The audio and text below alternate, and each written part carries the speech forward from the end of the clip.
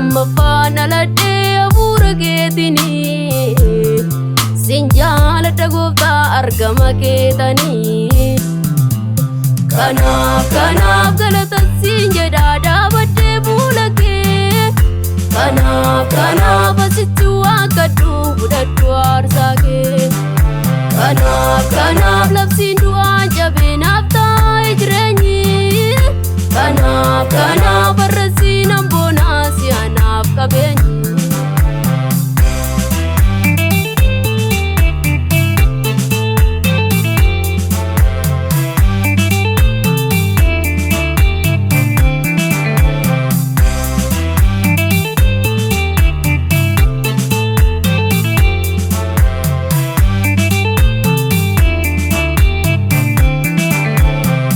Gaafa gaadi roobee bokkaan badiisuni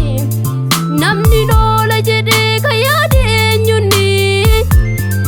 Namni siin dhaga'ee nooyin oole garuu Safuu maqaa keetii kan siin gituun jiru Qilleensi bubbisus takka nan kuffisu Gooftaan koo jabaadhaan hangaatu nan buusu Isarra dhaabadheen deemsa kootti fufaa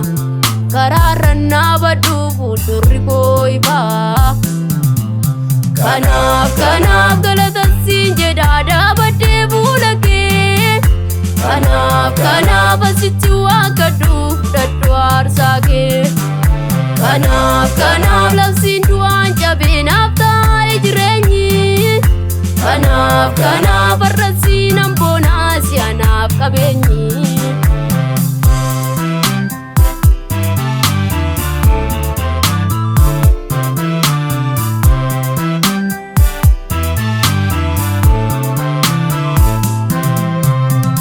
Baay'een hin arganne jaarraa nan argadde Namoon daalaatamne ol samiin teessoo kee Bakka koo mul'iftee jireenyaaf na goote Duuti koo afeeraa du'a kee raawwate Ani sin jaaladha jaalala keen qaba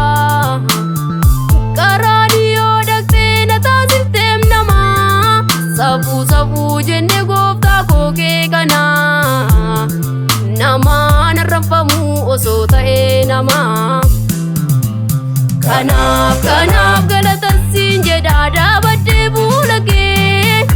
Kanaaf asitti waaqadhu fudhadhu aarsaa kee Kanaaf labsiin du'aan jabeenaaf taa'e jireenyi Kanaaf arrasiin amboonaa si'anaaf qabeenyi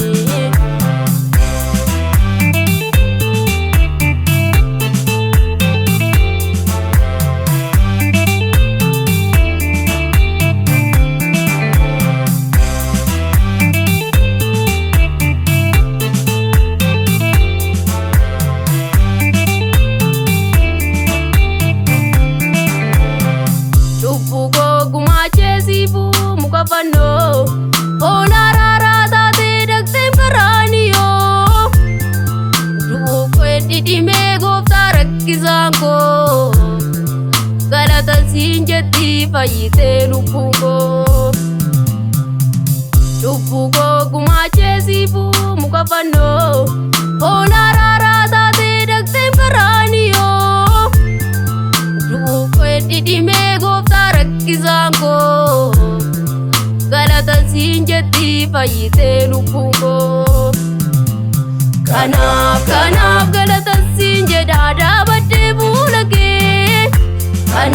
Kanaaf asitti waaqadhu fudhadhu aarsaa kee